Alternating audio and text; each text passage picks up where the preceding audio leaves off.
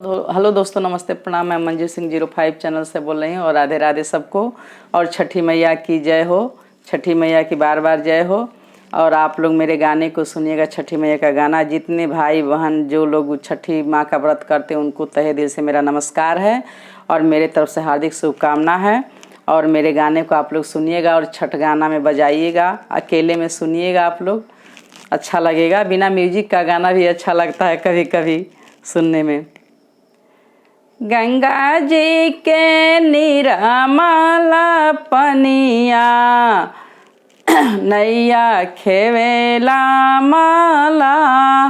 गंगा जी के निर्मल पनिया नैया खेवेला माला। से नैया उतरे महादेव अपने गौरा जी के साथ। से नैया उतरी महादेव अपने गौरा जी के साथ।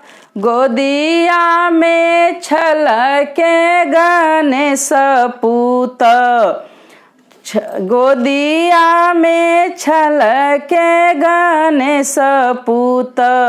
गणेश छलकत जाय, गोदिया में छलके गणेश पूत। घाटे छलकत जाय, गंगा जी के निर्मल पनिया नैया खेवेला माला। गंगा जी के निर्मल पनिया गनैया खेवेला माला। से नैया उतरे राम जी अपने सीता जी के साथ। से नैया उतरी ले राम जी अपने सीता जी के साथ। गोदिया में छलके ले लवकुश, छलकत घाटे पर जाय। गोदिया में छलके ले लवकुश, छलकत घाटे पर जाय। गंगा जी के निर्मल पनिया नैया खेवेले माला। गंगा जी के निर्मल पनिया नैया खेवेले माला। से नैया उतरले कृष्ण जी अपने रुक्मिणी के साथ। से नैया उतरिले कृष्ण जी अपने रुक्मिणी के साथ।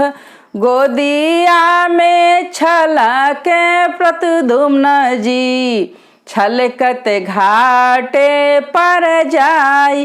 गोदिया में छलके प्रद्युम्न बेटा छलकत घाटे पर जाय।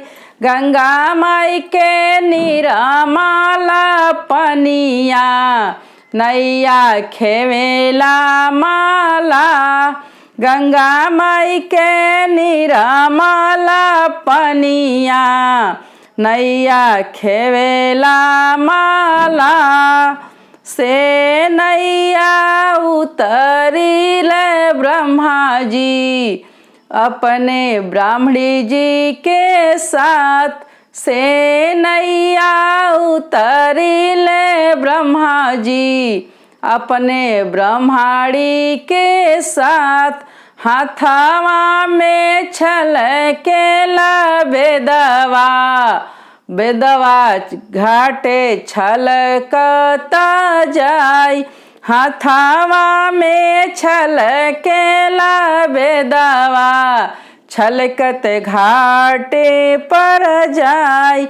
गंगा जी के निर्मल पनिया नैया खेवेला माला गंगा जी के निरामल पनिया नैया खेवेला माला से नैया उतरिले विष्णु जी अपने लक्ष्मी जी के साथ से नैया उतरिले विष्णु जी अपने लक्ष्मी जी के साथ से नैया उतरिले विष्णु जी अपने लक्ष्मी जी के साथ हाथावा में छलकेला चक्र जी चक्र छलकत जाय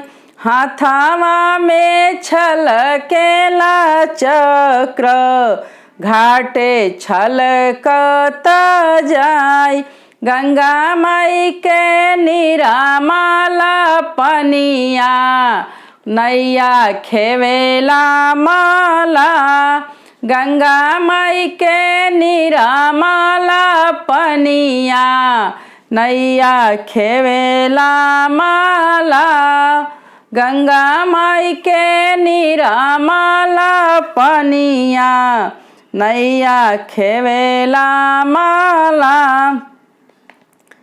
चढ़त कार्तिकवाए दीनानाथ।